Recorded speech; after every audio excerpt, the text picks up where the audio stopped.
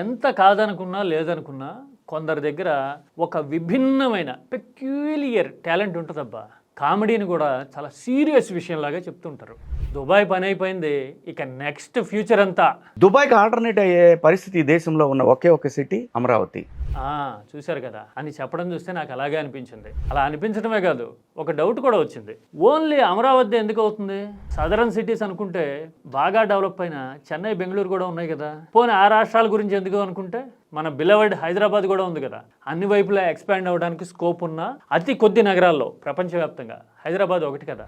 ఆ నగరాలను కాదనుకుని స్పెషాలిటీ మన దగ్గర ఏముంది? పోనీ ఏపీ విషయానికి వస్తే సీ కోస్ట్ కూడా ఉండి బ్రహ్మాండమైన కాస్మోపాలిటన్ అప్పీల్ ఉన్న వైజాగ్ కూడా ఉంది కదా. ఈ నగరాలేమీ కాకుండా ఓన్లీ ఆ పేరే ఆయన ఎందుకు చెప్పాడంటారు? నాకు ఎంత ఆలోచిస్తున్నా అర్థం కావట్లేదబ్బా. నేనేమన్నా మిస్ అయ్యానా, లేదంటే కామెడీని సీరియస్గా చేశాడు ఆయన? ఏది నిజం?